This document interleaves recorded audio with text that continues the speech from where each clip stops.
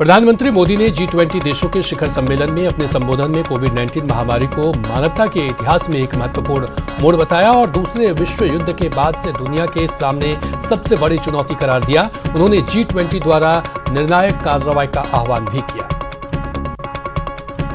देश में बढ़ते कोरोना संक्रमण के मामलों के बीच पीएम मोदी ने अधिकारियों संग बैठक की। पीएम मोदी ने इस बैठक में देश में कोरोना वैक्सीन को लेकर तैयार की जा रही रणनीति के बारे में चर्चा की।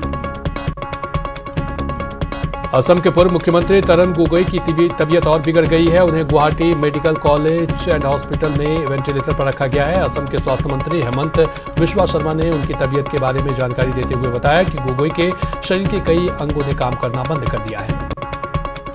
केंद्रीय गृह मंत्री अमित शाह ने शनिवार को तमिलनाडु का दौरा किया। इस दौरान AIADMK और बीजेपी ने राज्य में होने वाले विधानसभा चुनाव में साथ मिलकर लड़ने का ऐलान किया। मुंबई में एनसीबी ने कॉमेडियन भारती को गिरफ्तार कर लिया है, जबकि उनके हस्बैंड हर्ष को भी गिरफ्तारी की तलवार लटकी हुई है। भारती को रात भर एनसीबी ऑफिस में रखा गया, जिसके बाद आज उन्हें अदालत में पेश किया जाएगा। बिहार के चुनाव परिणामों के बाद जेडीयू और आरजेडी के बीच जुबानी जंग जारी है। तेजस्वी यादव ने नेता प्रतिपक्ष के पद से इस्तीफे की जेडीयू की मांग पर आरजेडी ने हमला बोला है। बिहार में 17वीं विधानसभा के गठन के बाद 23 नवंबर से सदन का पहला सत्र शुरू होगा। सदन के पहले दिन नवनिर्वाचित विधायकों को शपथ दिलाई जाएगी। सदन की कार्यवाही 27 नवंबर तक चलेगी। यूपी में सीएम योगी का आज मिर्जापुर दौरा। स्वयं सहायता समूह की महिलाओं को सौंपेंगे 1.5 करोड़ का चेक। वीडियो कॉन्फ्रेंसिंग के जरिए जुड़ेंगे पीएम मोदी। सपा के संरक्षक मुलायम सिंह यादव का आज 82वां बर्थडे है। पार्टी कार्यकर्ता कोविड प्रोटोकॉल का पालन करते हुए जन्मदिन मनाएंगे। यूपी में जहरीली शराब से हो रही मौतों पर सीएम योगी आदित्यनाथ सख्त। आरोपियों पर NSA और गैंगस्टर एक्ट के तहत होगी कार्रवाई। प्रयागराज में जहरीली शराब से मौत के बाद आबकारी और पुलिस विभाग पर गाज गिरी है। जिला आबकारी अधिकारी संदीप विहारी निलंबित हुए हैं। आबकारी इंस्पेक्टर विजय सिंह समेत 4 सस्पेंड हुए हैं। बिहार के मुजफ्फरपुर जिले में एक होटल में जिस्म फरोशी का अवैध धंधा खुलेआम हुआ है। गुप्त सूचना के आधार पर सदर थाना पुलिस ने जब इस होटल में छापेमारी की तो 4 जोड़े को आपत्तिजनक हालत में पकड़े। कोरोना के बढ़ते प्रभाव को देखते हुए सीएम गहलोत ने देर रात सीएम आवास पर मंत्रिपरिषद की बैठक बुलाई। बैठक में रात्रिकालीन कर्फ्यू सहित कई अहम विषयों पर चर्चा हुई। राजस्थान के 8 जिलों में सोमवार से नाइट कर्फ्यू लागू किया जाएगा। शनिवार रात हुई आपात कैबिनेट मीटिंग के बाद जयपुर, जोधपुर, बीकानेर, उदयपुर, अजमेर, कोटा, अलवर और भीलवाड़ा में रात 8 से सुबह 6 बजे तक नाइट कर्फ्यू लगाने का फैसला लिया गया। वहीं मंत्रिपरिषद की बैठक में शादी समारोह में अब 100 लोगों की लिमिट के साथ सरकारी दफ्तरों में 75% ही कर्मचारी को आने की परमिशन दी गई। वहीं सीएम गहलोत ने कोरोना के हालात को देखते हुए वरिष्ठ अफसरों की सीएम निवास पर आपात बैठक बुलाई, जिसमें इलाज की व्यवस्थाओं को लेकर जिलेवार समीक्षा की। बैठक में सीएम निरंजन आर्य सहित चिकित्सा आर्य के वरिष्ठ अफसर मौजूद रहे। कोरोना को लेकर सीएम गहलोत ने निजी अस्पताल के प्रतिनिधियों से संवाद किया और कहा कि लाभ कमाने की जगह जीवन रक्षा को सर्वोपरि माने। साथ ही गांव में हेल्थ प्रोटोकॉल की पालना के भी निर्देश दिए। जिला परिषद और पंचायत समिति का चुनाव प्रचार थम गया है। इसके बाद प्रत्याशी डोर टू डोर संपर्क कर सकते हैं। पंचायती राज्य चुनाव में पहले चरण के 23 नवंबर को वोट डाले जाएंगे। अजमेर में होने वाले पंचायती राज चुनाव के अंतिम दिन बीजेपी और कांग्रेस ने पूरी ताकत झोंक दी। केकड़ी विधानसभा की 3 पंचायत समितियों में खुद चिकित्सा मंत्री डॉक्टर रघु शर्मा ने मोर्चा संभाल रखा है। परिवहन मंत्री प्रताप सिंह खाचरियावास ने बीजेपी पर करारा हमला बोला है। खाचरियावास ने कहा कि पंचायत के दंगल में लव जिहाद का दाव नहीं चलेगा। बीजेपी की सरकार गिरने की साजिश कभी कामयाब नहीं होगी।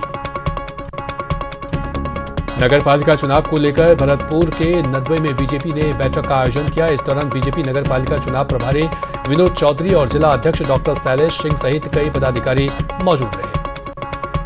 भरतपुर के बैर में राज्य मंत्री भजन लाल जाट ने नगर पालिका चुनाव की तैयारियों को लेकर कांग्रेस कार्यकर्ताओं के साथ बैठक की। उन्होंने कांग्रेस कार्यकर्ताओं से आपसी मतभेद भुलाकर चुनाव में पूरा दमखम लगा देने की अपील की। पुष्कर के एसडीएम दिलीप सिंह राठौर ने पंचायत चुनावों में अधिक से अधिक मतदान और कोरोना प्रोटोकॉल की पालना के लिए सेल्फी पॉइंट का शुभारंभ किया। सेल्फी पॉइंट पर सभी राजस्व कर्मचारियों ने अपनी अपनी सेल्फी लेकर मतदान करने और कोरोना जागरूकता का संदेश दिया। पंचायती राज चुनाव को लेकर उदयपुर पुलिस भी अपनी तैयारियों को अंतिम रूप देने में लगी है। उदयपुर एसपी ने चुनाव ड्यूटी में लगे पुलिसकर्मियों की बैठक ली। इस दौरान उन्हें निष्पक्ष और शांतिपूर्ण चुनाव कराने के लिए प्रशिक्षित भी किया। चित्तौड़गढ़ में पंचायत चुनाव को निष्पक्ष रूप से संपन्न कराने के लिए जिला निर्वाचन अधिकारी और पुलिस अधीक्षक ने बैठक की। बैठक के बाद पुलिसकर्मियों को मतदान केंद्र के लिए रवाना किया गया। हनुमानगढ़ में भी पंचायत चुनाव की तैयारियां जोरों पर है। शांतिपूर्ण मतदान के लिए श्रीगंगानगर से भी अतिरिक्त पुलिस बल की टीम को हनुमानगढ़ के विभिन्न मतदान केंद्रों के लिए रवाना किया गया। पुलिस बल की रवानगी से पहले कोरोना प्रोटोकॉल के तहत सभी मतदान कर्मियों का मेडिकल स्क्रीनिंग की गई। बीकानेर में पंचायत चुनाव को लेकर इस बार रोचक मुकाबला देखने को मिल रहा है। केंद्रीय मंत्री अर्जुन राम मेघवाल के पुत्र रवि मेघवाल वार्ड नंबर 23 से जिला परिषद के लिए बीजेपी के टिकट पर किस्मत आजमा रहे हैं। राजसमंद में पंचायत चुनाव की तैयारियां जोरों पर है। इसी क्रम में जिला निर्वाचन अधिकारी अरविंद कुमार पोसवाल ने देवगढ़ के अति संवेदनशील मतदान केंद्रों का जायजा लिया। इस दौरान उन्होंने पुलिस अधिकारियों को कई अहम दिशा निर्देश भी दिए। राजसमंद में पंचायत चुनाव का रण अपने शबाब पर है। चुनाव में बीजेपी प्रत्याशियों की जीत के लिए सांसद दिया कुमारी ने डेगाना में चुनावी जनसभा को संबोधित किया। उन्होंने बीजेपी प्रत्याशियों के पक्ष में मतदान करने की अपील की। टोंक में पंचायत चुनाव की तैयारियां जोरों पर है। पहले चरण का मतदान 23 नवंबर को होने हैं, जिसका प्रचार अभियान आज कल थम गया। चुनाव प्रचार के अंतिम दिन टोंक सवाई माधोपुर सांसद सुखबीर सिंह जौनपुरिया ने निवाई पंचायत के कई गांवों का दौरा किया। उन्होंने बीजेपी प्रत्याशियों के पक्ष में मतदान करने की अपील की। बूंदी में भी पंचायत चुनाव की तैयारियां जोरों पर है। पहले चरण का मतदान 23 नवंबर को होने हैं। पहले चरण के प्रचार का शोर कल थम गया। प्रचार के अंतिम दिन भाजपा प्रत्याशी रामबाबू शर्मा ने रंगराजपुरा और अरनेठा गांव का दौरा किया। इस दौरान बीजेपी के पक्ष में मतदान करने की अपील की। डूंगरपुर जिले में निर्वाचन अधिकारी सुरेश कुमार रौला ने पंचायत राज चुनाव 2020 से संबंधित विभिन्न प्रकोष्ठ के अधिकारियों और प्रभारियों के साथ बैठक ली। कलेक्टर ने अब तक के कामों की समीक्षा की और जरूरी दिशा निर्देश भी दिए। अजमेर में जिला परिषद और पंचायत समिति चुनाव में सभी प्रत्याशियों ने पूरी ताकत झोंक रखी है। चुनावी सभाओं में दोनों ही दलों के कार्यकर्ताओं ने कोरोना गाइडलाइंस की धज्जियां उड़ा दी। देश में बढ़ते कोरोना संक्रमण के मामलों के बीच पीएम मोदी ने अधिकारियों संग बैठक की। पीएम मोदी ने इस बैठक में देश में कोरोना वैक्सीन को लेकर तैयार की जा रही रणनीति के बारे में चर्चा की। पीएम मोदी ने ट्वीट कर इस बात की जानकारी दी। देश में कोरोना मरीजों का आंकड़ा 90 लाख के पार चला गया है। पिछले 24 घंटे में कोरोना के 46,288 नए केस सामने आए हैं, जिसके बाद कुल आंकड़ा 90,50,000 के पार पहुंच गया। वहीं पिछले 24 घंटे में कोरोना से 563 लोगों की मौत हो गई। इसके साथ ही कोरोना से मरने वालों का आंकड़ा 1,32,000 के पार पहुंच गया। वहीं पिछले 24 घंटे में 48,881 मरीज ठीक हुए, जिसके बाद 84,75,000 कोरोना मरीज ठीक हो चुके हैं। दिल्ली में कोरोना संकट गंभीर रूप लेता जा रहा है। दिल्ली स्वास्थ्य विभाग के अनुसार दिल्ली में पिछले 24 घंटे में 8,579 नए मामले सामने आए हैं, जबकि 6,963 मरीज ठीक हो गए हैं। लगातार दूसरे दिन मृतकों की 100 से अधिक संख्या रही। मधुधरा में एक बार फिर कोरोना का विस्फोट हुआ है। प्रदेश में बीते 24 घंटों में 3,000 से ज्यादा एक्टिव केस मिले हैं, जबकि 16 लोगों की कोरोना से मौत हो गई। प्रदेश में कोरोना से मरने वालों का आंकड़ा 2,456 हो गया है। प्रदेश में कोरोना पॉजिटिव मरीजों का आंकड़ा 2,40,000 के पार पहुंच गया है। प्रदेश में अब 21,951 एक्टिव केस है, जबकि 2,16,000 से ज्यादा लोग ठीक होकर डिस्चार्ज हो गए हैं। कोरोना की तेज रफ्तार को देखते हुए प्रदेश के सभी जिलों में धारा 144 लागू कर दी गई है। धारा 144 19 जनवरी तक प्रभावी रहेगी। जोधपुर में बढ़ते कोरोना संक्रमण को देखते हुए जिला कलेक्टर इंद्रजीत सिंह ने रेजिडेंसी अस्पताल का दौरा किया और वहां से बेड ऑक्सीजन लाइन की व्यवस्थाएं देखी। जोधपुर पुलिस ने जागरूकता अभियान चलाकर बिना मास्क चलने वाले नागरिकों को मास्क बांटे और कोविड गाइडलाइंस की पालना करने की अपील की।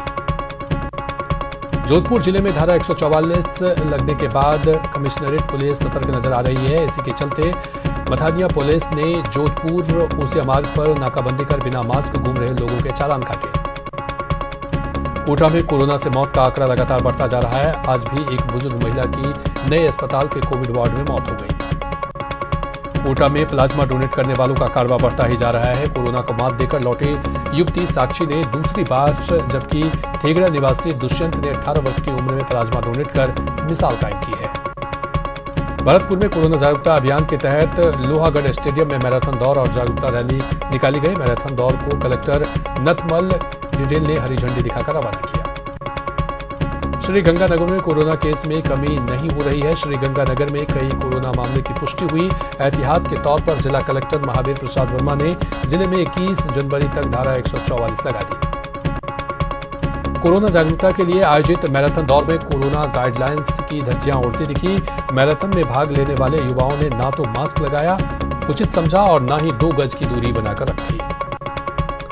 कोटा में मौसम बदलते ही कोरोना संक्रमण का प्रकोप बढ़ने लगा है। शहर में आज 203 नए संक्रमित मरीजों की पुष्टि हुई है।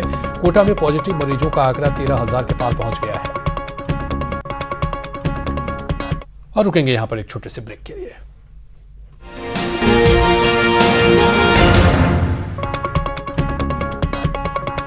अजमेर की सेंट्रल जेल में तलाशी के दौरान कैदियों के पास से 2 मोबाइल मिले हैं। जेल प्रशासन ने सिविल लाइन थाने में दोनों कैदियों के खिलाफ मामला दर्ज करवाकर मोबाइल जमा कर दिए हैं। बाड़मेर में रिश्वतखोरों के खिलाफ एसीबी ने बड़ी कार्रवाई की है। बीकानेर और जयपुर की एसीबी टीम ने रिटायर्ड आरएएस अधिकारी प्रेमाराम को 5 लाख की रिश्वत लेते रंगे हाथों ट्रैप किया। कोटा में पुलिस ने एक गांजा तस्कर को गिरफ्तार किया है। आरोपी के पास से पुलिस ने 3 किलो गांजा जब्त किया। बीकानेर में नशे में चोर पुलिसकर्मियों ने ढाबे वाले के साथ न सिर्फ अभद्रता की बल्कि उसे धमकाया भी। दबंग पुलिसकर्मियों ने धमकी देते हुए कहा कि उसे 2041 तक यहां से कोई नहीं हटा सकता। उदयपुर के भोपालपुरा थाना इलाके में बाइक सवार बदमाशों ने एक महिला के गले से चेन झपट लिया और फरार हो गए। पुलिस ने आसपास लगे सीसीटीवी कैमरे के आधार पर जांच शुरू कर दी है। बीकानेर में पुलिस ने 19 किलो डोडा पोस्ट जब्त किया। इस मामले में पुलिस ने 3 लोगों को गिरफ्तार किया, साथ ही एक कार भी जब्त की। धौलपुर पुलिस ने राम मंदिर जानकी मंदिर से 16 नवंबर को चोरी की गई मूर्तियां बरामद कर ली है। पुलिस ने मूर्ति चोरी के आरोप में 2 लोगों को गिरफ्तार भी किया। उदयपुर से सटे देवारी के पास NH 76 पर मिट्टी में दबा एक शव मिला। शव मिलने की खबर पाकर पुलिस मौके पर पहुंची। पुलिस के मुताबिक शव हत्या करने के बाद शव को मिट्टी में दबा दिया गया था। सीकर के हुसैनगंज में एक बंद पड़े मकान में 500 और 1000 रुपए के पुराने नोट मिले हैं। परिवार के लोगों ने करीब 4,80,000 रुपए के पुराने नोट कोतवाली थाना पुलिस को सौंप दिए। कोटा के ब्रजराज कॉलोनी में बदमाशों ने जमकर उत्पात मचाया। तलवार और गरासू से लैस बदमाशों ने एक महिला के घर पर हमला बोल दिया। कोटा में 45 वर्ष की एक महिला के साथ घर में घुसकर मारपीट की गई। बदमाशों ने छेड़छाड़ के बाद 80,000 रुपए नगद सहित महंगे जेवरात लूट लिए। पुलिस ने मामला दर्ज कर जांच शुरू कर दी है। अजमेर के अलबर गेट थाना पुलिस ने महिला तस्कर को 201 अवैध शराब के पौवे के साथ गिरफ्तार किया है। पुलिस ने सूचना के बाद जेपी कॉलोनी इलाके में दबिश दी और हिस्ट्री सीटर मुन्नी उर्फ मुनिया उर्फ रेखा को गिरफ्तार कर लिया।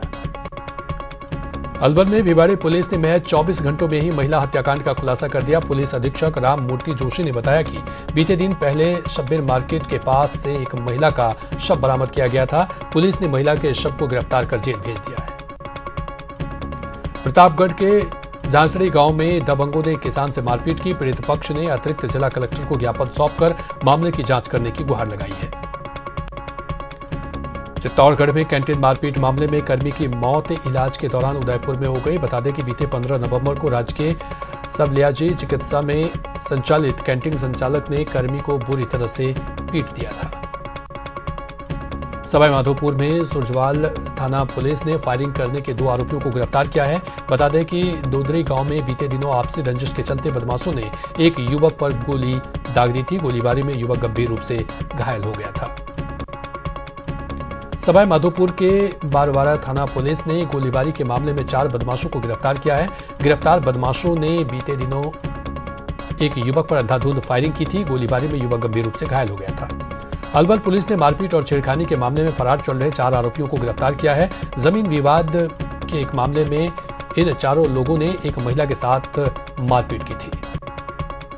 टोंक जिले के सदर थाना इलाके में पुलिस ने विवाहिता से दुष्कर्म के आरोप में एक व्यक्ति को गिरफ्तार कर लिया है। आरोपी कोजरमाली बहरी क्षेत्र का निवासी बताया जा रहा है। कोटा के अनंतपुरा थाना इलाके में एक 45 वर्षीय महिला के घर में घुसकर मारपीट करने का मामला सामने आया है। अज्ञात लोगों ने घर में घुसकर महिला के साथ छेड़छाड़ की और 80,000 रुपए नगद सहित कई कीमती सामान लूटकर फरार हो गए। सवाई माधोपुर पुलिस अधीक्षक सुधीर चौधरी ने कलेक्ट्रेट सभागार में जिले की क्राइम स्थिति के बारे में जानकारी ली। उन्होंने कहा कि फायरिंग की घटनाओं को लेकर पुलिस ने सख्ती से कार्रवाई की है। बीकानेर में कोलायत पुलिस ने 22 किलो डोडा पोस्ट बरामद किया। पुलिस ने यह कार्रवाई NH 11 पर की। इस दौरान पुलिस ने 3 बाइक भी जब्त किए। कोटा रेल मंडल के सवाई माधोपुर गंगापुर रेल खंड पर एक मालगाड़ी हादसे का शिकार हो गई। बताया जाता है कि मालगाड़ी पर रेल पटरियां लदी थी। अचानक ब्रेक लगने के कारण रेल पटरियां मालगाड़ी के इंजन में जा घुसी। बाद में इंजन काटकर पटरी को बाहर निकाला गया। भरतपुर के अजनेरा रोड पर 2 बाइकों की टक्कर में एक युवक की मौत हो गई और युवक की पत्नी गंभीर रूप से घायल हो गई। पुलिस ने मृतक का पोस्टमार्टम कराकर शव परिजनों को सौंप दिया। उदयपुर के भटेवर के निकट तेज रफ्तार कार ने बाइक को ठोकर मार दी। हादसे में बाइक सवार गंभीर रूप से घायल हो गया। घायल युवक को MB अस्पताल में भर्ती कराया गया है। बारा के सिसवाले मांगरोल रोड पर एक तेज रफ्तार कार को बचाने के लिए बस असंतुलित होकर खाई में गिर गई। इस घटना में 4 लोग घायल हो गए। सभी घायलों को वहां से गुजर रहे SDM शत्रुघ्न गुर्जर ने अपनी गाड़ी से अस्पताल पहुंचाया। करौली के हिंडौन महबा सड़क मार्ग के देवलैन मोड़ के पास एक तेज रफ्तार बस ने बाइक सवार को रौंद दिया। इस घटना में बाइक पर सवार युवती की मौके पर ही मौत हो गई, जबकि 2 लोग गंभीर रूप से घायल हो गए। राजस्थान यूनिवर्सिटी में विधि महाविद्यालय की परीक्षाएं ऑनलाइन कराने की मांग को लेकर छात्र नेता पानी की टंकी पर चढ़ गए और यूनिवर्सिटी प्रशासन के खिलाफ नारेबाजी की। प्रशासन ने काफी मान मनोबल के बाद छात्रों को टंकी से नीचे उतारा। स्कूल और कोचिंग खोलने की मांग को लेकर कोटा बचाओ संघर्ष समिति ने जल सत्याग्रह किया। कोटा के भेतरिया कुंड में जल सत्याग्रह के दौरान कई संगठनों के सदस्य मौजूद रहे। कोटा जल संसाधन विभाग ने चंबल सिंचाई परियोजना के तहत चंबल नदी पर बने कोटा बैराज डैम का बर्थडे मनाया। अभियंताओं और विभाग के कर्मचारियों ने कोटा बैराज डैम के निर्माण के 60 साल पूरे होने के बाद केक काटकर उसका जन्मदिन सेलिब्रेट किया। भरतपुर के सुनहरा में शराब से हुई 5 मौत के विरोध में लोगों का धरना जारी है। लोगों ने आबकारी विभाग पर मिलीभगत कर मामला रफा दफा करने का आरोप लगाया। बीकानेर के रतन विहार पार्क में कपड़ों की दुकान में लगाने की मांग को लेकर कांग्रेस पार्षदों ने दुकानदारों के साथ प्रदर्शन किया और कलेक्टर को ज्ञापन देकर अनुमति देने की मांग की। और इसी के साथ फिलहाल इस बुलेटिन में इतना ही।